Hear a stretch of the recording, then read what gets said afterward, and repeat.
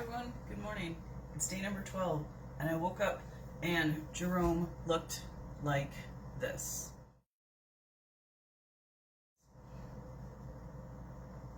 $12?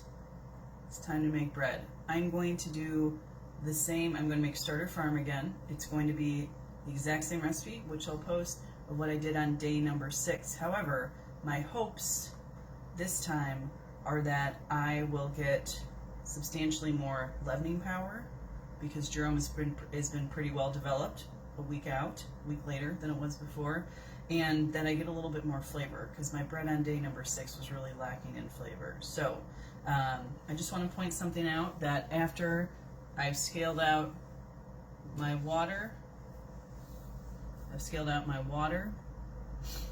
and I've scaled out Jerome, and I needed 275 grams of Jerome, and so when all was said and done, there's not a lot of Jerome left. Now, I can feed what remains in here. I can scrape it down if I want to continue my starter at room temperature, but if all goes according to plan, at this point I should be done with Jerome in his starter form, and I should be able to, after mixing my dough, cut off a piece of the dough, which is called Put Away Farm, and I'm going to continue to feed that the same way I was feeding Jerome. So I'll be done feeding Jerome as a starter, and I'll be feeding him as a piece of unbaked farm bread. So when I get to that point, I'll show you what that looks like.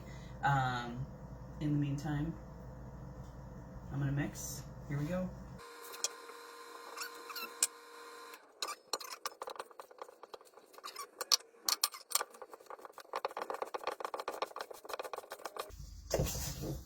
Alright, out on the table, and so begins my 8 to 10 minutes of kneading.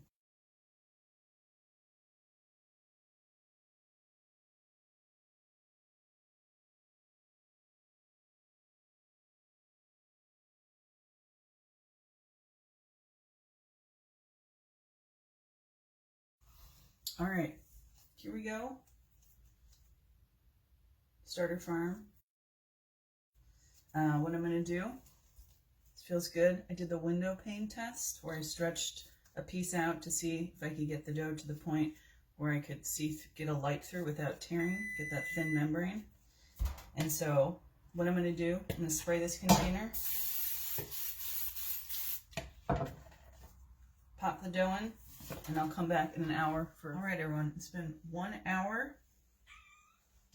Good things are happening in my dough, but it's time for a fold. And remember, we fold because we want to kind of jiggle the yeast around. It's like a mini knead.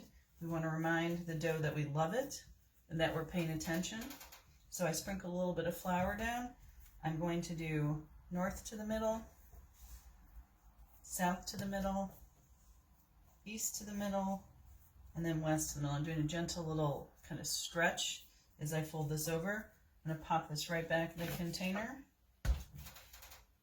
and then we'll come back in 1 more hour. I'm going to do 2 more folds just like that. All right, so it has been 4 hours. I've done 3 folds. I'm feeling so much more optimistic about our farm this time because things have happened.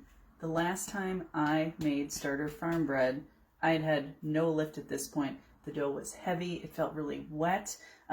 This dough feels much lighter to the touch, which means there's a lot of good yeasty activity in here. So, out on a floured surface.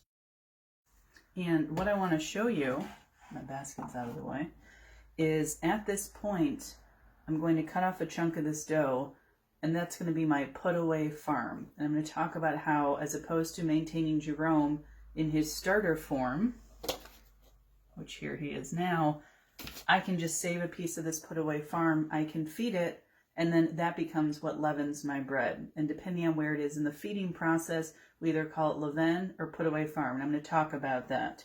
So all I want to do right now, before I pre-shape my 2 rounds, is I'm going to cut off 1 cup, which is 180 grams.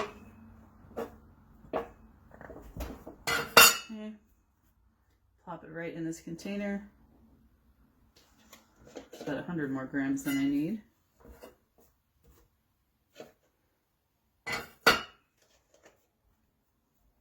Ooh, this dough feels good. I'm excited. Okay, and then I'm gonna put Jerome now as starter farm dough. He's gonna go in the fridge, and I'm gonna talk about how we're gonna feed him from here on out, especially if I'm really happy with how this dough turns out today. So, get back to that. So, I've got two things here. This is a willow basket. If you don't have one of these, another option is I've got this really thin tea towel here. I've got a little bit of flour here, just all-purpose flour, and it's really best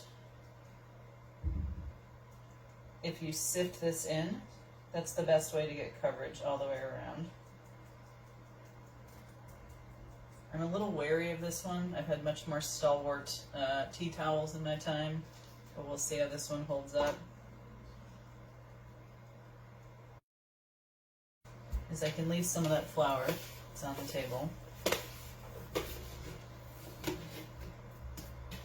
Okay.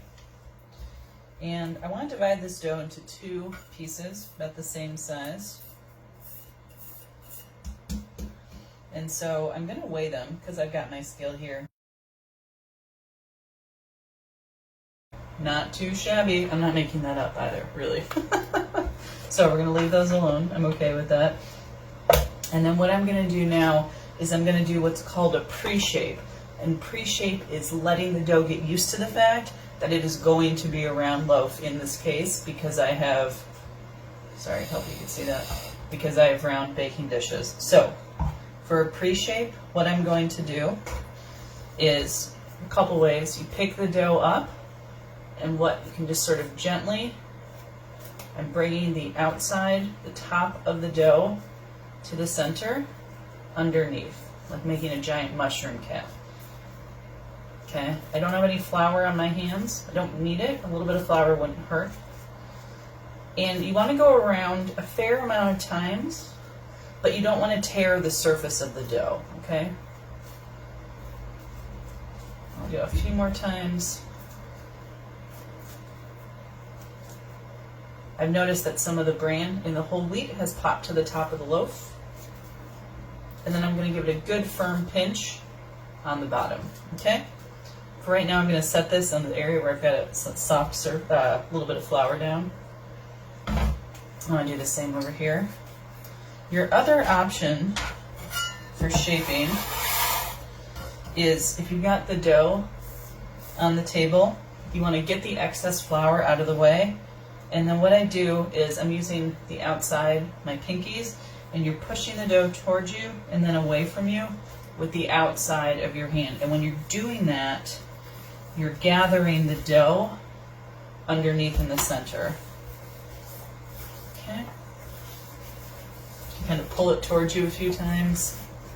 If you have a lot of flour down and you're trying to shape on the table, what'll end up happening is the dough will just move around the table and you won't actually create any surface tension.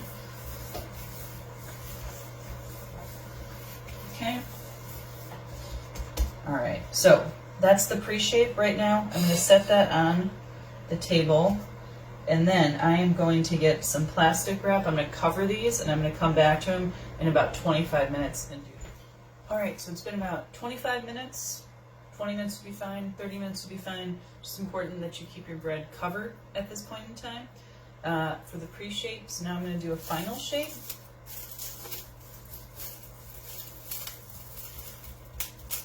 And we keep the dough covered so it doesn't get a skin and dry out, because you don't want to then incorporate that into your bread. And so, what I'm going to do is exactly like I did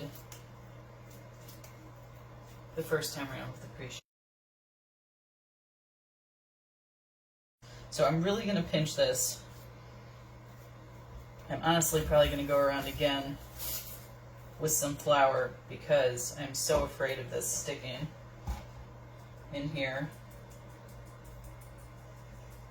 Okay, And then I'm gonna put this seam side up, because when you bake this, what you do is you tip your willow basket over onto the baking sheet. We're going to leave it alone. We'll give it 3 to 4 hours, which is what you normally do when you are working with a fully developed starter. So cover that one.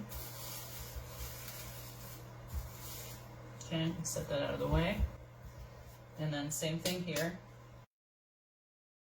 I'm going to cover this with another piece of plastic wrap, and I'm going to come back in about 3 hours.